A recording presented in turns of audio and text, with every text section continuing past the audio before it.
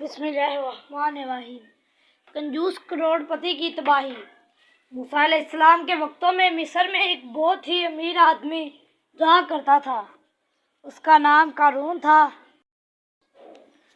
وہ قیمتی خزانوں، زر و جواہرات اور سونے چاندی کے بڑے بڑے ذخیروں کا مالک تھا۔ قارون اپنی دولت کو تالوں میں بند رکھتا تھا اور صرف لوگوں کے سامنے اس کی نمائش کے لیے ہی باہر نکالا کرتا تھا۔ اس کے قیمتی خزانوں کی تعداد اس قدر زیادہ تھی کہ ان پر لگائے جانے والے تالوں کی چابیوں کے اونچے اونچے ڈھیر لگ جایا کرتے تھے۔ یہ چابیاں اٹھانے اور ان کی نقل و حرکت کے لیے قارون نے کئی مزدور ملازم رکھے ہوئے تھے۔ غرض یہ کہ قارون کی دولت کا کوئی اندازہ ہی نہیں کر سکتا تھا۔ قارون بنی اسرائیل میں سے تھا اور حضرت موسیٰ علیہ السلام کے قریبی رشتہ دار بھی تھا، مگر سیرت و کردار میں وہ آپ سے بالکل مختلف تھا۔ اپنی دولت و ترسر کے بل بوتے پر اس نے فرعون سے دوستی گانٹ رکھی تھی۔ اسے حضرت موسیٰ علیہ السلام کی مخالفت سے خاص لطف محسوس ہوتا تھا۔ وہ لوگوں کو آپ کے خلاف اکسایا کرتا تھا۔ کروڑ پتی قارون مغرور اور شیخی باز ہی نہیں بلکہ بے حد بخیل بھی تھا۔ حضرت موسیٰ علیہ السلام قارون کی اصلاح چاہتے تھے، مگر قارون نے ان کی ایک نہ سنی۔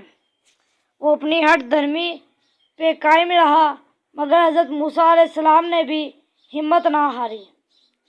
جب اور جہاں کہیں بھی قارون مل جاتا، آپ اسے سمجھاتے بجھاتے رہتے، حتیٰ کہ ایک وقت آیا کہ قارون اس روز کے وعظ و بیعت سے بالکل اکتا گیا۔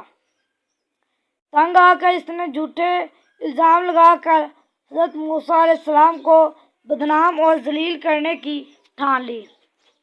ان دنوں اس شہر میں ایک بے حد آوارہ اور بدنام عورت رہتی تھی۔ قارون نے اس عورت سے رابطہ قائم کیا اور اس سے ساز و باز شروع کر دی۔ اس نے اسے اکسایا کہ وہ حضرت موسیٰ علیہ السلام پر بد اخلاقی کا الزام لگائے۔ اس گھٹیا کام کے لیے قارون نے اسے پیش قیمت زر و جواہرات پیش کیے۔ رشوت کی یہ اشیاء اس قدر قیمتی تھی کہ وہ بدگماش عورت قارون کے اشاروں پر ناچنے کے لیے فوراً آمادہ ہو گئی۔ چنانچہ ایک روز اس نے حضرت موسیٰ علیہ السلام پر بڑے بازار میں بد اخلاقی کا بہتان لگا دیا۔ جب لوگوں نے اس کی الٹی سیدھی باتیں سنی تو انہوں نے سخت دھچکا لگایا۔ جو لوگ اصل حقیقت سے ناواقف تھے، ان کے دلوں میں سے تو حضرت موسیٰ علیہ السلام کے لیے عزت و احترام بالکل ختم ہو گیا۔ بدکار عورت کی الزام تراشی سے بات بڑھتی گئی۔ شہر میں ہر قسم کی افواہیں پھیلنے لگیں۔ گندی مندی چہ گوئیاں ہونے لگیں۔ کئی اناڑی لوگ حضرت موسیٰ علیہ السلام کے اخلاق پر شک بھی کرتے تھے۔ حضرت موسیٰ علیہ السلام کو جب اس الزام تراشی کی اطلاع ملی تو آپ کو سخت غصہ آیا۔ آپ نے اس عورت سے علی اعلان کہا کہ وہ اپنے تراشے ہوئے الزام کے بارے میں حلفیہ بیان دے اور ٹھوس ثبوت فراہم کرے، ورنہ سچ سچ بتا دے کہ اصل ماجرا کیا ہے۔ آپ کے اس اعلان سے وہ گندی عورت بکھلا اٹھی۔ جب لوگوں کے دباؤ اور ضمیر کی آواز نے اسے بہت ستایا تو وہ سچ بولنے پر مجبور ہو گئی۔ اس نے کھلے بندوں میں اعلان کر دیا کہ اس کا الزام بالکل بے بنیاد ہے۔ اس نے یہاں تک کہہ ڈالا کہ اس نے یہ سب بکواس قارون کے بھڑکانے پر کی تھی۔ اس نے یہ بھی بتایا کہ اس ذلیل حرکت کے لیے قارون نے اس سے بہت مال و دولت دی تھی۔ قارون کی فحش سازش کا راز فاش ہو چکا تھا اور سب لوگوں کو کھڑے کھوٹے کا پتہ لگ چکا تھا، مگر اپنے برے عزائم میں ناکامی سے اس پر کوئی اثر نہ ہوا۔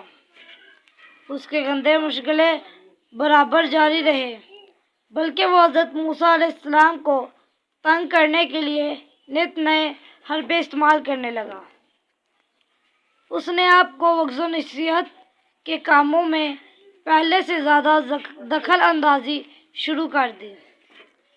تنگ آ کر حضرت موسیٰ علیہ السلام قارون کی کرتوتوں کے بارے میں زیادہ سنجیدگی سے سوچنے لگے۔ ایک دن آپ نے اللہ تعالیٰ سے دعا کی کہ لوگوں کو قارون کی دولت و ثروت اور فتنہ فساد کے چکر سے نجات دلائی جائے۔ آپ کی دعا قبول ہوئی۔ کنجوس کروڑ پتی کی آخری گھڑی آ پہنچی تھی۔ ایک دن کیا ہوا کہ مکار قارون، اس کے سارے نوکر چاکر اور تمام بیش بہا خزانے دفتن تیزی سے زمین کے اندر دھسنے لگے۔ زمین میں دھستے رہتے یہ سب لوگ اور سارے خزانے منہ مٹی کے نیچے مکمل طور پر دفن ہو گئے، اور یوں کروڑ پتی قارون اور اس کے بے حساب زر و جواہر دیکھتے ہی دیکھتے اپنے صحیح انجام کو جا پہنچے۔ جب لوگوں کو اس کنجوس کروڑ پتی کی عبرتناک انجام کا علم ہوا تو ان کی مسرتوں کی انتہا نہ رہی۔ کسی شخص نے بھی اس کی ہمدردی میں کسی رنجی افسوس کا اظہار نہ کیا۔ شکریہ۔